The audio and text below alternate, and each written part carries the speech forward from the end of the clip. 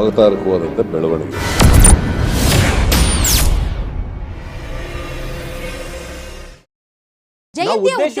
ನನ್ಗೆ ಎಲ್ಲಿ ನೋವಾಗುತ್ತೆ ಗೊತ್ತಾ, ನನ್ಗೆ ಎಲ್ಲಿ ನೋವಾಗುತ್ತೆ ಗೊತ್ತಾ, ಇಲ್ಲ ಇರಗೌಡ್ರೆ ಒಂದ್ ನಿಮಿಷ, ನನ್ಗೆ ಎಲ್ಲಿ ನೋವಾಗುತ್ತೆ ಗೊತ್ತಾ, ಯಾವ ಸಂಘಟನೆಗಳು ನಾವು ಅವತ್ತು ಉದ್ದೇಶಪೂರ್ವಕವಾಗಿ ಗಲಾಟೆ ಮಾಡ್ತೀವಿ ಅಂತ ಹೇಳ್ತೀವಲ್ಲ, ಅವ್ರಿಗೆ ಯಾರು ಪ್ರಶ್ನೆ ಮಾಡ್ತಾ ಇಲ್ಲ. ಯಾಕೆ ಸ್ವಾಮಿ ನೀವು ಅಹಿಂಸಕವಾಗಿ ನೀವು ಇದ್ ಮಾಡಿ ನಿಮ್ಮ ವಿರೋಧವನ್ನು ವ್ಯಕ್ತ ಮಾಡಿಸಿ, ಇಲ್ಲ ಮಾಡಿದೀವಿ, ಅದಕ್ಕೆ ಮಾಡಕ್ಕೆ ಹೊರಟಿದ್ದೀರಿ.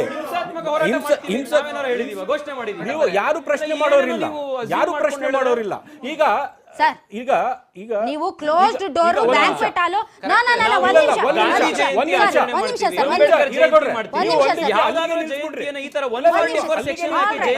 ಪರಿಣಾಮಗಳು ಗೊತ್ತಿದ್ರು. All right, I got the answer. Sir, ನೀವು I got the point. Law and order problem ಆಗೋದ್ರಿಂದ ನಾವು ವಿಧಾನಸೌಧ ಮಾಡಕ್ ಹೊರಟಿರೋದು ಬಿಜೆಪಿ, ಬಿಜೆಪಿ ಅವರು ಕಾಂಗ್ರೆಸ್ ವಿರೋಧ ಇದೆ ತಾನೆ, ಸೈದ್ಧಾಂತಿಕ ವಿರೋಧ ಇದೆ ತಾನೆ, ಸೈದ್ಧಾಂತಿಕ ವಿರೋಧ ಇದೆ ತಾನೆ. ನೀವೆಲ್ಲರನ್ನು ವಿಶ್ವಾಸಕ್ಕೆ ತೆಗೆದುಕೊಳ್ಳಕ್ಕೆ ಸಾಧ್ಯ ಆಗಿಲ್ಲ ತಾನೆ ಸರ್ಕಾರದವರು. ಹಾಗಾದ್ರೆ ನಾವು ಬ್ಯಾಂಕ್ವೆಟ್ ಹಾಲ್ ಅಲ್ಲಿ ಕ್ಲೋಸ್ ಡೋರ್ ಅಲ್ಲಿ ಒಂದ್ ನಿಮಿಷ ಸರ್ ಕ್ಲೋಸ್ ಡೋರ್ ಅಲ್ಲಿ ನಾವು ಮಾಡ್ತೀವಿ ಅಂತ ಹೇಳಿದ್ರೆ, ಹಾಗಾದ್ರೆ ಟಿಪ್ಪು ಜಯಂತಿಯ ಉದ್ದೇಶ ಏನು? ಯಾಕೆ ಜಯಂತಿಗಳನ್ನು ಯಾಕೆ ಮಾಡ್ತಾರೆ? ಅದ್ರ ಉದ್ದೇಶ ಏನು? ಮಾಡಿ ಗೌರವ ಕೊಡಕ್ಕೆ ಮಾಡ್ತಾ ಇದ್ದಾರೆ. ಯಾರು ಗೌರವ? ರಿಜ್ವಾನ್ ಅವರ ಗೌರವ ಕೊಡೋದು ಜನಸಾಮಾನ್ಯರು ಕೊಡಬೇಕು ಅನ್ನೋದಾದ್ರೆ ಜಯಂತಿಗಳ ಆಚರಣೆ.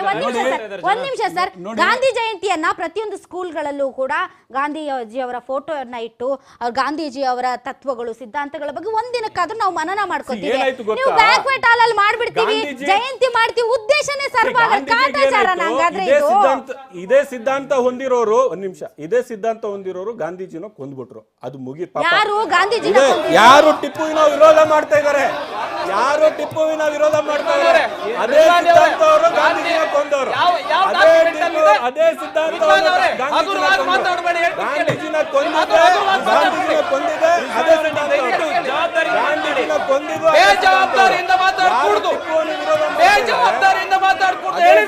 ಗಾಂಧೀಜಿನ ಕೊಂದವರು 100%. ಹೋಗು, ನಾನು ಇತಿಹಾಸ ಯಾರು ಗೋಡ್ಸೆ ಸಿದ್ಧಾಂತ ಒಪ್ಕೊಂಡಾರ ಅವರು, ಯಾವ ಸಿದ್ಧಾಂತ ಟಿಪ್ಪುವಿನ ವಿರೋಧ ಮಾಡ್ತಾರೋ ಅವ್ರದೇ ಸಿದ್ಧಾಂತ. ಯಾವ ಸಿದ್ಧಾಂತ ಅಂತ ರಾಹುಲ್ ಗಾಂಧಿ ಅವರು ಆಲ್ರೆಡಿ ಕ್ಷಮೆಯನ್ನ ಕೇಳಿದ್ದಾರೆ, ಕೋರ್ಟ್ ಹೋಗಿದೆ. ಕೇಳಿಲ್ಲ, ಕೋರ್ಟ್ ಇದೆ. ರಾಹುಲ್ ಗಾಂಧಿ ಅವರು ಆಲ್ರೆಡಿ ಕೇಳಿದ್ದಾರೆ. ಒಂದ್ ನಿಮಿಷ, ನಾನು RSS ಅಂತ ಹೇಳಿಲ್ಲ, ನೀವ್ ಹೇಳಿರೋದು.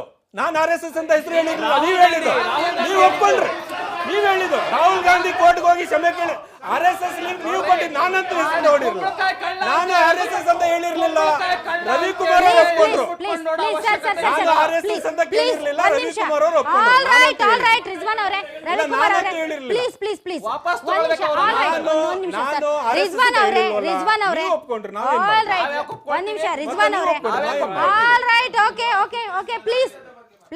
ಗಾಂಧಿ ವಿಚಾರವನ್ನು ಕೊಂದವರು ಕಾಂಗ್ರೆಸ್ನವರು. ಗಾಂಧಿಗೆ ಕೊಂದವರು ಯಾವ ಸಿದ್ಧಾಂತ ಅಂತ ಗಾಂಧಿ ಹೆಸರನ್ನ ಹೇಳೋದಕ್ಕೆ ನೈತಿಕ ಹಕ್ಕಿಲ್ಲ ನಿಮಗೆ. ಗಾಂಧಿ ಹೆಸರು ಹೇಳೋದಕ್ಕೆ ನೈತಿಕ ಹಕ್ಕಿಲ್ಲ ನಿಮಗೆ. ಗಾಂಧಿ ವಿಚಾರವನ್ನ ಕೊಂದಂತವ್ರು ನೀವು. ಗಾಂಧಿನೇ ಕೊಂದವ್ರು ಯಾರು ಅಂತ ಎಲ್ಲರಿಗೂ ಗೊತ್ತಿದೆ. ನೀವು ಗಾಂಧಿ ವಿಚಾರ ಮಾತಾಡ್ತೀವಿ. ಯಾರು ಗಾಂಧಿ? ಆಯ್ತು, ಮುಂದುವರ್ಸ್ಕೊಂಡು ಹೋಗೋಣ. ರಿಜ್ವಾನ್ ಅವರೇ ತುಂಬಾ ಸ್ಮಾರ್ಟ್ ಆಗಿ ಏನೋ ಒಂದು ಹೇಳಿಕೆ ಕೊಟ್ಬಿಟ್ಟು ನಾನೇನು ಅಂದಿಲ್ಲಪ್ಪ, ಅವರೇ ಕುಂಬಳಕಾಯಿ ಕಳ್ಳ ಅಂದ್ರು ಅಂತ. ವಿನೋ ಕಾಂಗ್ರೆಸ್ ಅವರು ಪದೇ ಪದೇ ಗಾಂಧೀಜಿ ಅವ್ರನ್ನ ಕೊಂದವ್ರು ಯಾರು ಅಂತ ಹೇಳೋದ್ರ ಮೂಲಕ ನೀವು ಪ್ರೇರೇಪಿಸ್ತೀರಾ. ಅವರು ಟಿಪ್ಪು ಸುಲ್ತಾನ್ ದೇಶದ್ರೋಹಿ ಅಥವಾ ಮತಾಂಧ ಅಂತ ಹೇಳೋದ್ರ ಮೂಲಕ ಅವ್ರು ನಿಮ್ಮ ಭಾವನೆಗಳನ್ನ ಟ್ರಿಗರ್ ಮಾಡ್ತಾರೆ. ಇದು ನಡ್ಕೊಂಡ್ ಬಂದಿರುವಂತ ರಾಜಕೀಯ. ಸೊ ಈ ರಾಜಕೀಯದ ಮಧ್ಯೆ ಟಿಪ್ಪುವಿನ ಬಗ್ಗೆ ಇರುವಂತಹ ಅನುಮಾನಗಳ ಹುತ್ತ ಜಾಸ್ತಿನೇ ಆಗ್ತಾ ಇದೆ. So let's come to the point. ತಾವು ಹೇಳ್ತಾ ಇದ್ದೀರಿ ಕ್ಲೋಸ್ಡ್ ಡೋರ್ ಅಲ್ಲಿ ಬ್ಯಾಂಕ್ವೆಟ್ ಹಾಲ್ ಅಲ್ಲಿ ವಿಧಾನಸೌಧದಲ್ಲಿ ಜಯಂತಿ ಮಾಡ್ತೀವಿ ಅಂತ. ಜಯಂತಿಗಳ ಉದ್ದೇಶ ಏನು?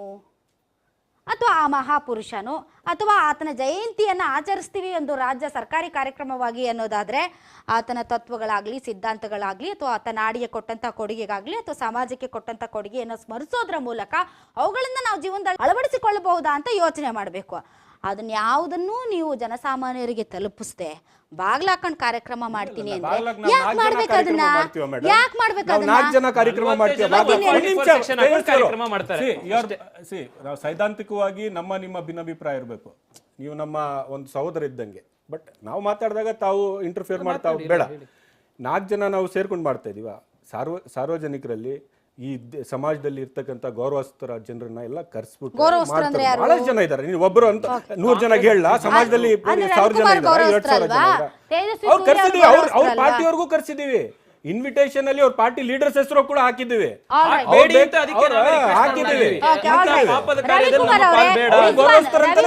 ತೇಜಸ್ವಿ ಸೂರ್ಯ ಅವರೇ ಚಿಕ್ಕರಂಗೇಗೌಡರು ಒಂದು ವ್ಯಾಲಿಡ್ ಪಾಯಿಂಟ್ ನ ರೇಸ್ ಮಾಡಿದ್ರು. ಇಲ್ಲಿಯವರೆಗೆ ನಾನು ಬರ್ದಿದ್ದೆ ಟಿಪ್ಪುವಿನ ಬಗ್ಗೆ ಬಹಳಷ್ಟು ಜನ ಬರ್ದಿದ್ರು. ನಾನು ಸರ್ಕಾರಿ ಅಧಿಕೃತ ಡಾಕ್ಯುಮೆಂಟ್ ಸಲುವಾಗಿ ವೇಟ್ ಮಾಡ್ತಾ ಇದ್ದೆ. ಟಿಪ್ಪು ಸುಲ್ತಾನ್ ಏನ್ ಸರ್ ಅದು ಕೊಡಿ ಇಲ್ಲಿ ನೋಡೋಣ. ನೀವ್ ಹೇಳೋದು ಮತ್ತೆ ಸುಳ್ಳು ಅಂದ್ರೆ ನಾನೇ ನೋಡ್ಬಿಡ್ತೀನಿ ಎದ್ಲಾಗಿ. ಆಯ್ತು, government of Karnataka Tipu Sultan. Yes, ಇದು 2011 ನೋಡ್ಬಿಡ್ಲಾ? Okay, ನೋಡ್ಬಿಡೋಣ sir. ಯಾಕೆ ಬೇಕು ಸರ್? ಒಂದ್ ನಿಮಿಷ. Okay, Tipu Sultan by doctor B Sheikh Ali, government of Karnataka 2012. ಒಂದ್ ನಿಮಿಷ sir please. Government of Karnataka ಅಂದ್ರೆ ತಮ್ಮ ಪಕ್ಷ ಅಧಿಕಾರದಲ್ಲಿ ಇತ್ತು. ಓಕೆ, ಒಂದ್ ನಿಮಿಷ. ಇದರಲ್ಲಿ ಒಂದ್ ನಿಮಿಷ ಕಮಿಟಿ. ಓಕೆ, ಒಂದ್ ನಿಮಿಷ. ತಮ್ಮ ಪಕ್ಷ ಅಧಿಕಾರದಲ್ಲಿ ಇತ್ತು. ಇದರಲ್ಲಿ ಚಿಕ್ಕರಂಗೇಗೌಡ್ರೆ ತಾವು ಓದಿದ್ದೀರಾ? ಇದರಲ್ಲಿ ಒಂದ್ ನಿಮಿಷ ಪ್ಲೀಸ್. ಟಿಪ್ಪು ಮತ ಅಂದ, ಅಲ್ಲಿ ಸಾಯಿಸ್ತಾ ಇಲ್ಲಿ ಸಾಯಿಸ್ತಾ ಹಂಗೆ ಹಿಂಗೆ ಅನ್ನೋದು ಏನಾದ್ರೂ ಇದೆಯಾ ಇದರಲ್ಲಿ? ನಂಗೆ ಗೊತ್ತಿಲ್ಲ, ನಾನು ಓದಿಲ್ಲ, ಅದಕ್ಕೆ ಕ್ಲಾರಿಫೈ ಮಾಡ್ತೀನಿ. ಇನ್ನೊಬ್ಬ ಗುರುಗಳಾದಂತ ಪ್ರೊಫೆಸರ್ ಶೇಖ್ ಅಲಿ ನಾನು ಇಬ್ರು ಕಮಿಟಿ ಮೆಂಬರ್ ಆಗಿ ಬರ್ದಿರೋದು. All right, okay. ಇದರಲ್ಲಿ ಇದೆಯಾ ಪ್ರತಿಯೊಂದು ಅಕ್ಷರಕ್ಕೂ ನಾನು ಕೂಡ ಸಾಕ್ಷಿ? ಸಾಕ್ಷಿ ಇಲ್ಲ, ಆ ಥರ ಇಲ್ಲ. ಹೆಂಗ್ ಸರ್ ಮತ್ತೆ ಇದು ಮುಚ್ಚಿಡಲಾಗಿದೆ? ಸತ್ಯ ಬರ್ದಿಲ್ಲ, ಏನಿಲ್ಲ, ಏನೇನಿಲ್ಲ ಅದ್ರೊಳಗೆ. ಒಂದ್ ನಿಮಿಷ ನಾನು ಹೇಳ್ತೀನಿ. ಟಿಪ್ಪು ಸುಲ್ತಾನ್ ತಮ್ಮ ಸರ್ಕಾರದಲ್ಲೇ ಅದ್ರೊಳಗೂ ಕೂಡ ಶೇಖ್ ಅಲಿ ಅವರು ಬರ್ದಿದ್ದಾರೆ. ನಾನು ಹೇಳ್ತೀನಿ ಕೇಳಿ. ಮತ್ತೆ ರವಿಕುಮಾರ್ ಅವ್ರು ಬರ್ಬೇಕಾಗಿತ್ತು, ಒಬ್ಬ ದೇಶದ ಹಿತದೃಷ್ಟಿಯಿಂದ ಸಾಹಿತಿ ಬರ್ದಿದ್ರೆ ನಾನು ಸರ್, ಅದು ಪ್ರಶ್ನೆ ಅಲ್ಲ. ತಮ್ಮ ಸರ್ಕಾರ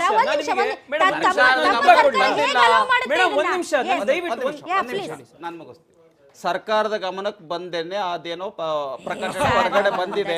ನಾನು ಅದಕ್ಕೆ ಒಂದ್ ಹೇಳೋದಕ್ಕೆ ಬಯಸ್ತೇನೆ.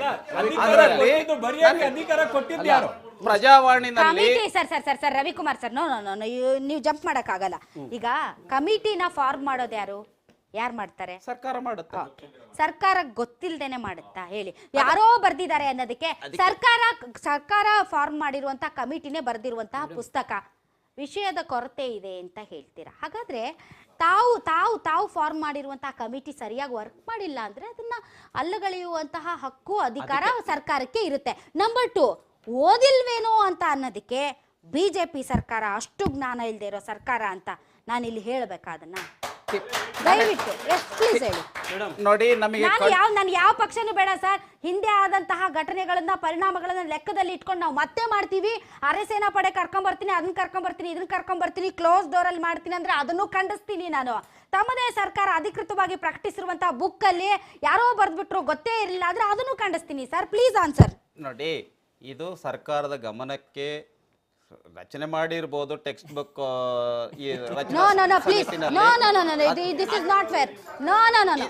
ಮಾಡಿರ್ಬೋದು, ಆದ್ರೆ ನಾನು ಮುಗಿಸ್ಬಿಡ್ತೀನಿ. ಈ ಪುಸ್ತಕದಲ್ಲಿ ಕೂರ್ಗಿಗಳ ಹತ್ಯೆಯನ್ನ ಮಾಡಿದ್ದಾರೆ. ಸುಮಾರು ಎಷ್ಟು ಜನ? 60,000 ರಿಂದ 70,000 ಜನ ಕೂರ್ಗಿಗಳು ನಾನು ಹೇಳ್ತೀನಿ ನಾನು ನೋಡಿಲ್ಲ. ಕೂರ್ಗಿ ಮತ್ತು ಕೊಡಗಿನವರನ್ನ ಹತ್ಯೆ ಮಾಡಿದ್ದಾರೆ, ಮತಾಂತರ ಮಾಡಿದ್ದಾರೆ ಅನ್ನುವಂಥ ವಿಷಯ. ಚಿತ್ರದುರ್ಗದಲ್ಲಿ 20,000 ಜನ ನಾಯಕ ಜನಾಂಗಕ್ಕೆ ಮದಕರಿ ನಾಯಕನ ವಂಶಸ್ಥರನ್ನ ಕನ್ವರ್ಟ್ ಮಾಡಿದ್ದಾರೆ, ಒಪ್ಕೊಳ್ದೇ ಇರ್ತಕ್ಕಂಥ ಕಗ್ಗೊಲೆಯನ್ನು ಮಾಡಿದ್ದಾರೆ. ಆಮೇಲೆ ಕೇರಳದಲ್ಲಿ ಸುಮಾರು 2,000 ಜನ ಬ್ರಾಹ್ಮಣರನ್ನ ಕಗ್ಗೊಲೆ ಮಾಡಿದ್ದಾರೆ ಮತಾಂತರ ಆಗದೆ ಇದ್ದಿದ್ದಕ್ಕೆ. ಈ ಸುಮಾರು ನಾನು ಹೇಳುವಾಗ ನಾನು ಕಂಪ್ಲೀಟ್ ಮಾಡ್ತೀನಿ. 8,000 ದೇವಾಲಯಗಳನ್ನ ಧ್ವಂಸ ಮಾಡಿದ್ದಾರೆ ಮತ್ತು ಸುಮಾರು ಸಾವಿರಾರು ದೇವಾಲಯಗಳ ಆಸ್ತಿಯನ್ನ ಸಂಪತ್ತನ್ನ ಲೂಟಿ ಮಾಡಿದ್ದಾರೆ. ಮಹಮ್ಮದ್ ಗಜ್ನಿ ಗೋರಿ ತರ ಅಂತ ಟೆರರಿಸ್ಟ್ ನ ಜಯಂತಿಯನ್ನ ಕ್ಲೋಸ್ ಡೋರ್ ಮಾಡದೇನೆ ಓಪನ್ ಡೋರ್ ಅಲ್ಲಿ ಮಾಡಕ್ ಸಾಧ್ಯನಾ? ಓಪನ್ ಮಾಡ್ತೀವಿ ಬಿಡಿ, ಅವ್ರನ್ನೆಲ್ಲ ಓಪನ್ ಮಾಡಕ್ ಸಾಧ್ಯ ಇಲ್ಲ. ಮತ್ತು ಇನ್ನೊಂದು ಸೆಂಟೆನ್ಸ್ ಹೇಳಿ ನಾನು ಮುಗಿಸ್ತೀನಿ. ಒಂದ್ ಸೆಂಟೆನ್ಸ್ ನೀವು ಇದಕ್ಕೆ ಉತ್ತರನೇ ಕೊಟ್ಟಿಲ್ಲ. ರಿಜ್ವಾನ್ ಅವ್ರೆ, ನಾನು ಒಂದ್ ಸೆಂಟೆನ್ಸ್ ಅಲ್ಲಿ ಉತ್ತರನೇ ಕೊಟ್ಟಿಲ್ಲ. ನಿಮ್ಮ ಉತ್ತರ ಇಷ್ಟೆಲ್ಲ ದೇವಸ್ಥಾನನೂ ಹೊಡೆದಿದ್ದು, ಹಿಂದೂಗಳನ್ನು ಕೊಡ್ದಿದ್ದು, ಕೂರ್ಗಿರ್ ಮೇಲೆ ಅತ್ಯಾಚಾರ ಮಾಡಿದ್ದು ಅಂತ ರಿಜ್ವಾನ್ ಅವರೇ, ನೀವು ನಾನು ಪುಸ್ತಕ ಯಾಕೆ ಮಾಡ್ಸಿದ್ದೀರಿ? ವಿಷಯಾಂತರ ಯಾಕೆ ಮಾಡಕ್ಕೆ ಮಾಡ್ಸಿದ್ದೀರಿ? ಇಷ್ಟಪಡಲ್ಲ. ಕಾಂಗ್ರೆಸ್ ಕೈವಾಡ ಇದೆ, ರಿಜ್ವಾನ್ ಅವರೇ, ಪುಸ್ತಕ ಹೊರಗಡೆ ಬರೋದಕ್ಕೆ ಕಾಂಗ್ರೆಸ್ನ ಕೈವಾಡ ಇದೆ. ಕಾಂಗ್ರೆಸ್ ಒಂದ್ ನಿಮಿಷ. ಅರೆ ನಿಮ್ಮ ಸರ್ಕಾರ ಇದ್ರಲ್ಲಿ ಕಾಂಗ್ರೆಸ್ಸಿನ ಸರ್, ಕೈವಾಡ ಸರ್, ಹೆಂಗೆ? please, sir, ಕೂಡ sir, ಈ sir, ತರದ please, ಅನೇಕ please, ಪುಸ್ತಕಗಳು please. ಹೊರಗಡೆ ಬರೋದಕ್ಕೆ ರವಿಕುಮಾರ್ ಸರ್, ಕಾಂಗ್ರೆಸ್ಸಿನ ರವಿಕುಮಾರ್ ಸರ್, ಕೈವಾಡ ಹೆಂಗೆ? Sir, please. ಇಬ್ರು 10 ಮೀರಿ ಆಮೇಲೆ ನಾನು ಗೆಲ್ಲೋದೇ ಮಾಡ್ತಾ ಇದ್ದೀರಾ. ಅಲ್ಲ ಸರ್, ನಾನು ನಿಮ್ಮ ಬಗ್ಗೆ ನಾನು ಇವತ್ತು ಹೇಳಿಲ್ಲ. ಸಿದ್ದರಾಮಯ್ಯನ ಖಂಡಿಸೋದಕ್ಕೆ ಬಂದಿದ್ದೀನಿ. ಖಂಡಿಸಿದ್ದೀರಾ? Take back that word. ಅಯ್ಯೋ ಸರ್, ಇವರು ಎಲ್ಲ ಇತಿಹಾಸಕಾರರ ನೀವೇನೋ ಅರ್ಥ ಮಾಡ್ಕೋಬೇಡಿ. ನಾನು ಹೇಳಿದ್ದು ಒಂದ್ ನಿಮಿಷ, ತೇಜಸ್ವಿ ಸೂರ್ಯ ಅವರೇ, ಒಂದ್ ನಿಮಿಷ. ನಾನು ಹೇಳಿದ್ದು ಇವತ್ತು ನಮ್ಮ ಕಾರ್ಯಕರ್ತರುಗಳ ಹತ್ಯೆ ಆಗ್ತಾ ಇದೆ, ನಿಮಗೆ ಭಯ ಇಲ್ಲ ಅಂತ ನೀವು learned person. ನನಗೆ ಇದು ಒಂದು ಸ್ವಾಗತಾರ್ಹವಾದಂಥ ಬೆಳವಣಿಗೆ.